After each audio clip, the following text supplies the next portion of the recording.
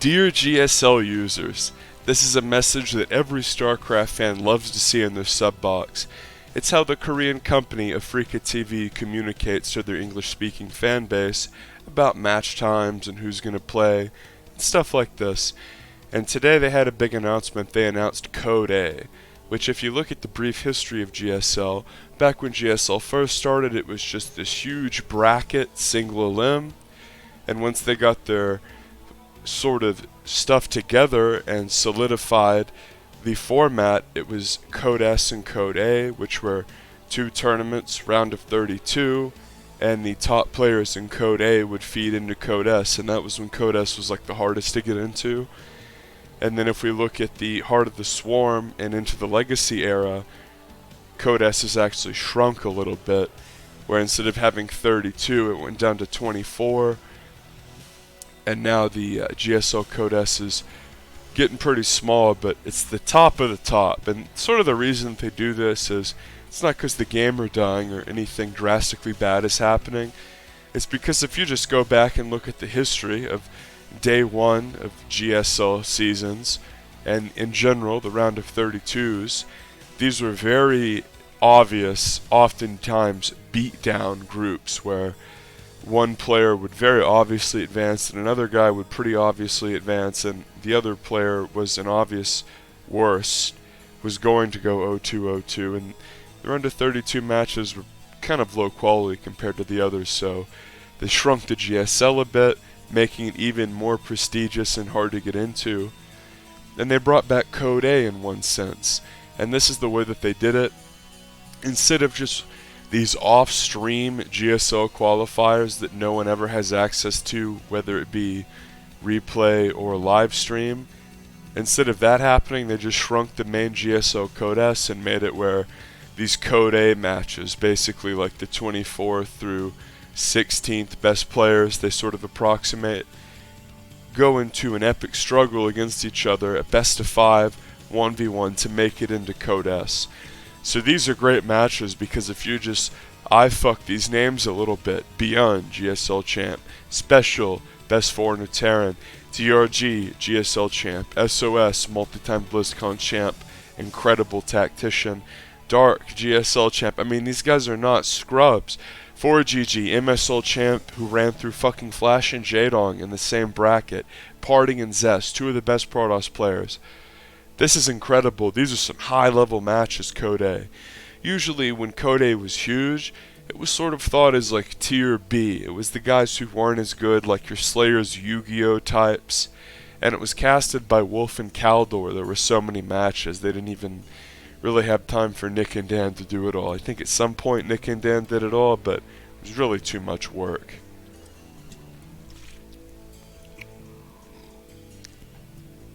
So with the history being provided, we now know that Code S is incredibly prestigious and very hard to qualify into.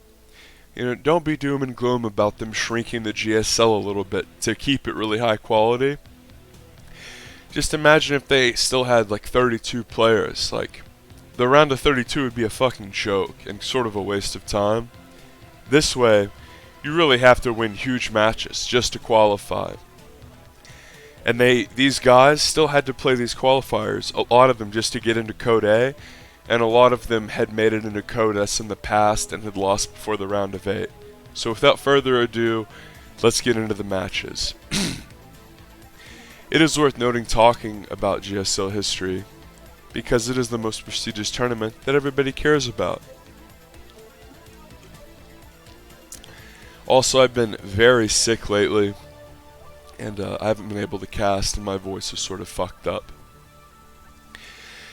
Beyond vs. Trust. Trust is your perennial round of 32 Protoss. He is not that good, and Beyond is an incredible Bonjour level player who really defines how the race is played.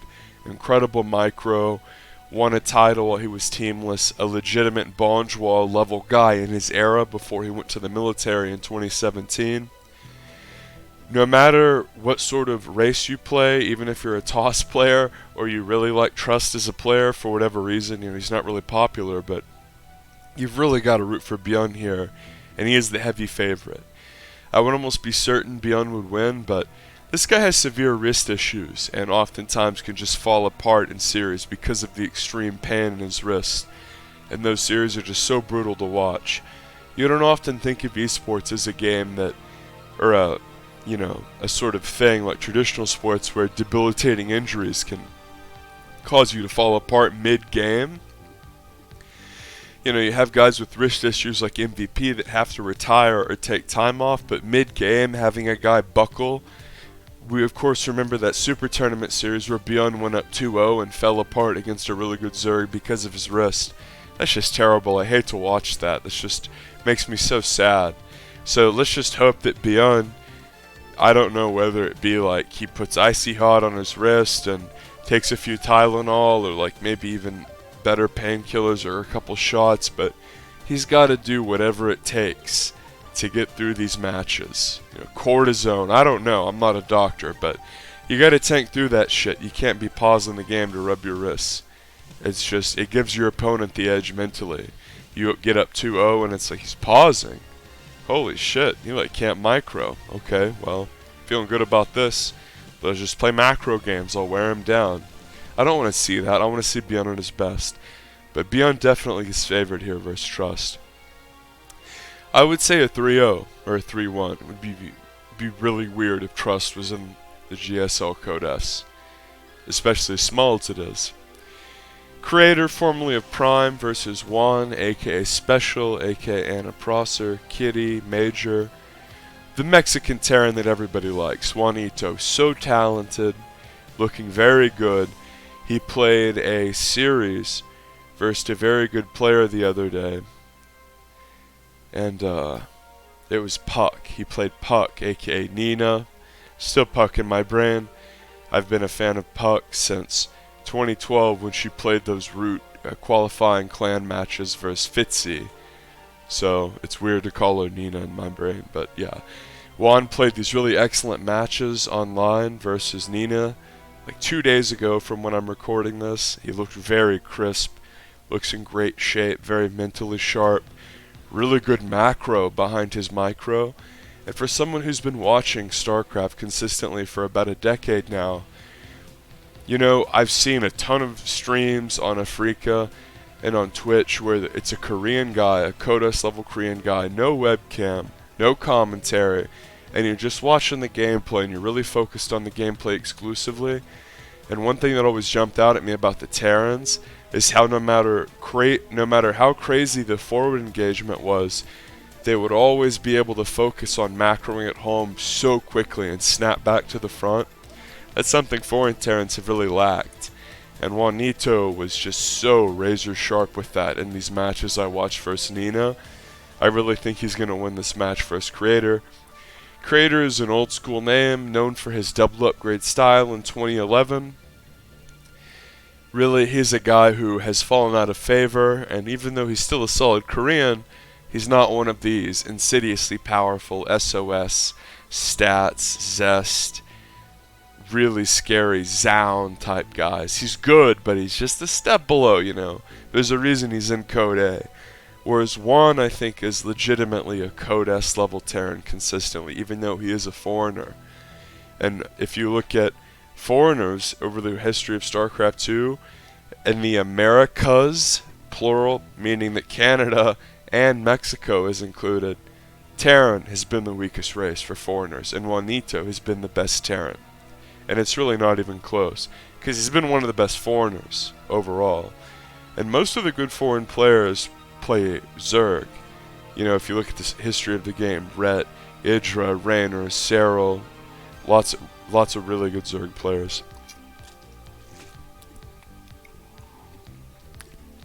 Protoss, you had Huck and Neeb, who were both from America, which is really excellent. But moving on with match 3, DRG vs Keen.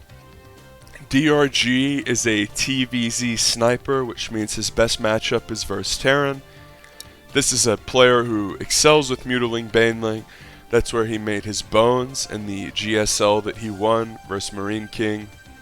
He's so good at that style, and a lot of people are really sort of skeptical because he was great in Wings at the beginning of Legacy, and then he had to go to the military. He came back in Legacy.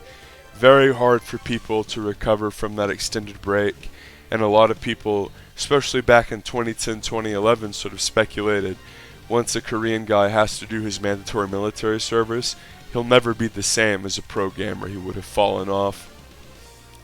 DRG has proven that not to be true. He's an exceptional powerhouse.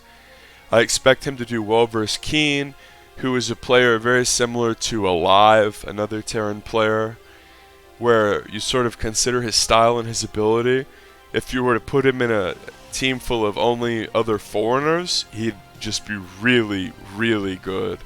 He would decimate the Zergs and the Protosses who weren't used to playing a Terran at that level. But if you compare him to like the Four Horsemen, if you compare him to Juanito, he's a step below. He's a little bit like Creator in that sense, where back in the day he would make the GSL consistently, but wasn't really a threat to go much deeper than the round of 8. Keen and Creator, these were players who at their best were round of 8 level players. And they could make the GSL. They weren't flashes in the pan, but they were probably going to go out in the round of 32. That's what's so fucking amazing about the GSL, is you have so many god tier players. It literally is the best of the best, where a lot of times you would even watch GSL round of 32 and it would be like, my god, 2 of these guys are going to have to go home. And you look at the round of 16 and round of 8s in GSL, it's like, how are these guys have to get eliminated? There would be groups where it was like, alright, Flash and Innovation are playing in the deciding match. It's like, can't we grandfather Myung-Sik out and just seed him into next season and let both these guys advance? GSL is just so god tier. Best players, best casters, live, full sound boost. This is why you watch the GSL, and this is why I'm previewing these groups. So obviously, I think DRG is going to win 3-1 in that series. DRG is a killer. As far as the Special series, definitely edging Special 3-0. SOS and Hurricane. SOS is god tier. Excuse me, very fun to watch. And he's really good at PvP. I think mirror matches are a bit boring, but SOS is one of these guys that when you watch him in a mirror match, he really shows something special, so it would be worth watching for sure. Edge SOS 3-1. Hurricane, again, talented Korean guy, perennial round of 32, round of 16 knockout. Dark and Armani. This is interesting because Armani had that great round of 4 run where he really practiced and gave everything he had, got very good at early game TVZ, but after losing in the round of 4 to Maru, he has sort of run into one bad luck meat grinder after another. Basically the first person or first group he has to play since that GSL. Really fucking difficult. So Dark is the second best Korean Zerg to Rogue. Obviously Dark is going to crush here. I would give him a 3-0 advantage. Cure and Ragnarok. These guys are both sort of B tier Koreans in the sense that they will make the GSL, but you're not thinking of them as favorites to win the GSL ever. But I actually edge Ragnarok here in a 3-2. TVZ is his best matchup, and he can look really good, but he's just very inconsistent. Finally, the old school player 4GG versus Percival, who is a up-and-coming guy who's kicked around in some Code A's, but is a sort of amateurish player who really struggles to qualify consistently, and even if he does, you pretty much know he's going to lose fast. This is the difference between a Hurricane or a player like Keen and a player like Percival is players like Ragnarok, Hurricane, and Keen are always good enough to qualify. They're just never good enough to be a threat to win. But players like Percival, these are the guys who always play on the qualifiers, but end up losing to someone better. So Percival, still really talented, mind you, but I would definitely edge 4GG, and due to 4GG's aforementioned Brood War pedigree, I hope he wins. And then finally, we have a really brutal matchup, actually. Parting versus Zest. And it looked last season like Protoss was really in some trouble versus Zerg. Protoss players just kept doing these ridiculous Adept all-ins that would oftentimes look clownish. And with stats sort of about to go to the military and waning, people were saying, well, we really need Zest to come back because as far as aggressive tempo setting players, you know, CJ Hero, military, he might be coming back soon, but he's gone for the Mo. Zest, one of these guys known as a build order sharp Protoss, Parting, another guy known as an aggressive tempo setting Protoss.